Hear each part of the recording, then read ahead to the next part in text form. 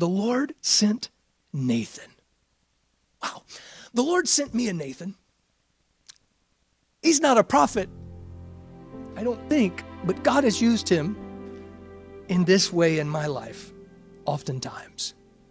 He's got this knack for being able to just, I don't know, simplify it and say it in such a way that, pow, it just takes your breath away.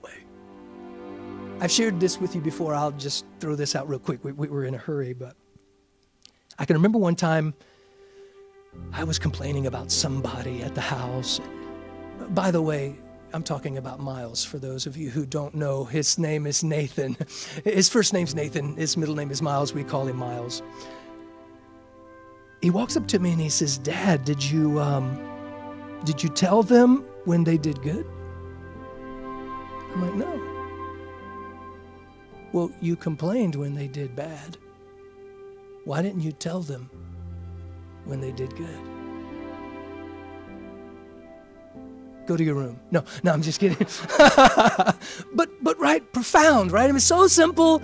I knew that, but I needed to hear that. And God put a Nathan there. I can remember another time where he walked up to me in a similar situation. He says, "Dad, you ought to try a compliment sandwich." I'm like, "What are you talking about, a compliment sandwich?" He says, you talk to the person, you tell them something positive in their life, then you deal with the issue, and then you come back with something positive after that. And it just kind of softens the blow, and it allows them to receive it better than you just walking in, barging in, and just pow, hitting them with it. And I thought, that's the stupidest thing I ever heard. And I didn't listen to it. I went on about my business. And one day I was reading in the book of Revelation, and I started reading Jesus' address to the 7 churches. And in chapter 2, he says this, "I know thy works and thy labor, and how thou canst not bear them which are evil, and hast tried them which say they are apostles and are not, and hast found them liars, and hast borne and hast patience, and for my name's sake hast labored.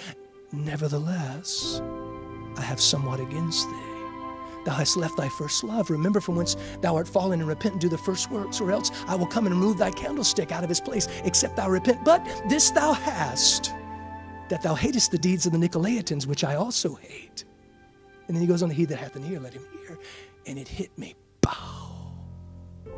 Wow. Compliment sandwich. Anyway, I know you guys are jealous. You don't have your own personal Nathan in your life, but I'm thankful.